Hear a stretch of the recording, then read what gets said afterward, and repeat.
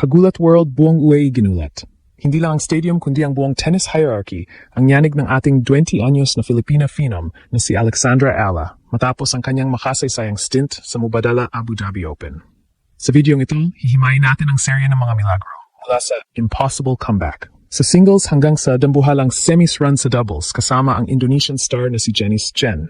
Bakit nga ba naging viral sensation si Alex na nagpa-sold out sa mga stadium sa gitna ng disyerto? Boom!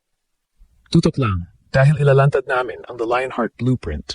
Paano nga ba nagawang baliktarin ni Alex ang tila final judgment sa laban niya versus Sasnovich? Hihimayin natin ang eksena kung saan lugmok na siya sa 0-4 score sa deciding set, pero nagawang humugot ng lakas mula sa hiyawan ng libo-libong OFWs para sa yuhan ng 2-6, 6-4, 7-6 victory. Ito na nga ba ang pinakamatinding mental toughness na nakita natin sa kasaysayan ng Philippine tennis? Ngunit sa kabila ng tagumpay, hihimayin din natin ang underlying worry. Ang mga service game slips na naging hamon sa kanyang quarterfinals match laban sa world number 11. Huwag kayong aalis dahil sa dulo ng videong ito, ibibigay namin ang aming future outlook para sa kanyang susunod na dambuhalang misyon, ang Qatar Open Main Draw. Handa na nga ba si Alex na banggain ang mga titans gaya ni Iga Swiatek, Elena Rybakina at Coco Gauff? Selyado na ang suporta ng nasyon matapos bitawan ni Alex ang madamdaming salita na super happy. Thank you everybody. Isang mensahe ng pasasalamat na nagpaiyak sa libo-libong fans online. Mula sa heartbreak ng Australian Open tungo sa Abu Dhabi triumph na ito, muling pinatunayan ni Alex na ang pagkatalo ay ginagawa niyang panggatong para sa kanyang Grand Slam goals. Habang ang buong mundo ay hooked sa bawat palo ng ating reyna, handa ka na bang sumama sa pagbuo ng Philippine Tennis Empire? Huwag kukurap dahil ang revolusyong ito ay lalong nag-aapoy at ang Qatar ay handa na nating gawing Little Manila. Siguraduhin na nakasubscribe ka na para sa ating Qatar Open Live coverage. Ito ang ginulat ang mundo, kung saan ang bawat patak ng pawis ng Pinoy ay inspirasyon ng buong mundo. Buong Asia napahinto. Sa gitna ng mainit na gabi sa Abu Dhabi, nasaksihan ng mundo ang huling kabanata ng makasaysayang kampanya ni Alexandra Ala at ng Indonesian powerhouse na si Janice Jen. Matapos ang serye ng mga dambuhalang upset, hinarap ng ating Sea Sisters ang Slovak-British tandem ni Teresa Mihalikova at Olivia Nichols sa doubles semifinals ng Mubadala Abu Dhabi Open. Hihimayin natin ang naging takbo ng laban. Sa score na 4-6, 2-6, opisyal na nagtapos ang kanilang pangarap na makatapak sa finals. Ngunit huwag kayong magkakamali. Ang scoreline na ito ay hindi nagpapakita ng tunay na digmaan na naganap sa loob ng court. Boom! Kahit bigo na makuha ang panalo, ang deep search results ay nagpapatunay na ang performance ni Alex at Janice ay nagiwan ng malalihinasat sa depensa ng mga European veterans bago sila tuluyang bumigay. Tingnan natin ang the conflict, power gap versus tactical pressure. Hihimayin natin ang stats. Sa unang set, nakipagsabayan ang ating duo, dikit ang bawat game at naging emosyonal ang palitan ng rallies. Pero dito lumabas ang veteran savvy ni Mihalikova at Nichols. Bilang mga double specialists, ginamit nila ang kanilang superior positioning at matatalas na volley para i-neutralize ang baseline power ni Alex. Ang struggle? Ang transition ni Alex at Janice mula sa baseline patungong net ay naging target ng mga kalaban.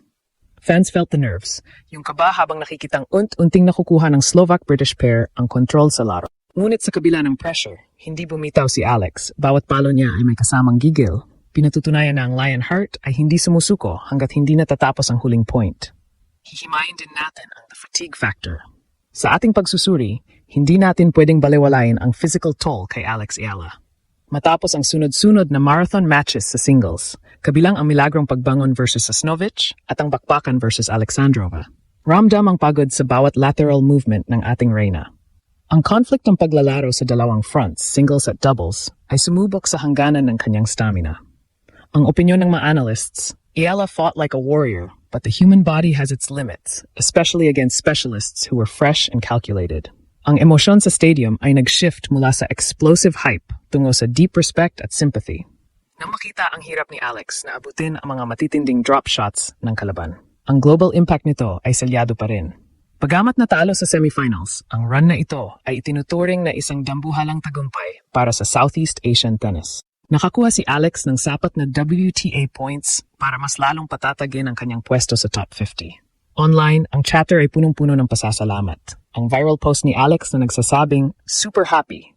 Thank you everybody," ay umani ng libo-libong reactions. Patunay na para sa mga Pinoy, siya ay isang tunay na kampiyon. Mula sa AO heartbreak tungo sa semis legacy push na ito, ginawa ni Alex na baitang ang bawat luha para sa mas matatayog na tournaments. Habang naghahanda si Alex para sa kanyang susunod na misyon sa Qatar Open main draw, isa lang ang sigaw ng nasyon. Hindi ito ang katapusan, kundi ang simula ng mas malakas na pagbangon.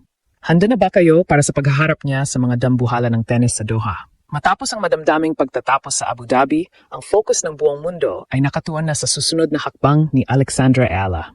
Hihimayin natin ang tactical reality. Ang semifinals loss sa doubles at ang quarterfinals exit sa singles ay hindi failure, kundi isang gold mine of data. Sa ating pagsusuri, nakita natin ang dalawang mukha ni Alex sa court, ang isang agresibong attacker at ang isang pagod na defender. Ang pangunahing conflict na kailangang ayusin ni Alex bago tumapak sa Doha ay ang kanyang service consistency. Sa laban niya versus Alexandrova at maging sa double semis, nakita natin ang ilang double fault lapses sa mga crucial na sandali. Ang opinyon ng mga scouts, if Ayala can stabilize her second serve, she becomes a top 20 threat overnight. Ang pressure sa Qatar Open ay mas matindi dahil ang mga kalaban dito ay hindi lang basta veterano. Sila ay mga elite terminators na kayang pumatay ng puntos sa isang pagkakamali lang. Dito na tayo sa the physical recovery strategy. Hihimayin natin ang naging overload ni Alex sa UAE. Ang paglaro ng halos araw-araw sa loob ng isang linggo ay sumubok sa kanyang physical peak. Sa Doha, bilang isang main draw entry, magkakaroon si Alex ng kaunting luxury of time para mag-recover. Ang conflict ng fatigue versus momentum ay magiging sentro ng kanyang preparasyon. Kailangang maibalik ang kanyang explosive lateral speed, ang abilidad niyang humabol ng mga baseline bombs na siyang nagpabilib sa libo-libong fans. Ang vibe sa kanyang training camp ngayon? Extreme focus. Ramdam ang gigil ni Alex na patunayang ang kanyang top 50 status ay hindi tsamba, kundi bunga ng matinding conditioning. Hihimayin din natin ang aggression versus patience. Sa Abu Dhabi, nakita natin ang epektibong lefty aggression ni Alex. Pero sa Qatar, kung saan ang court surface ay maaring mas mabilis, kailangan niyang matutunan ang controlled fire. Haharapin niya ang bilis ni Iga Swiatek at ang bagsik ni Elena Rybakina. Ang tactical adjustment, kailangang mas maging matalino si Alex sa kanyang shot selection. Imbes na ipilit ang winner sa bawat palo, kailangan niyang matutunan ang sining ng constructing the point. Ang emosyon ng fans ay nasa high expectations mode na. Alam natin kaya niyang makipagsabayan, pero ang tanong ay kung kaya ba niyang i-outsmart ang mga Grand Slam champions. Ang global impact ng ganyang pagpasok sa Qatar main draw ay naglagay sa kanya sa ilalim ng mikroskopyo ng WTA. Ang aming prediksyon, isang shocking first-round upset. Kahit sino pa ang itapat kay Alex sa draw reveal, asahan ang isang bersyon ng Pinay Phenom na mas matapang, mas mabilis, at mas gutom sa tagumpay. Ang revolusyon ay patuloy na nag-aapoy.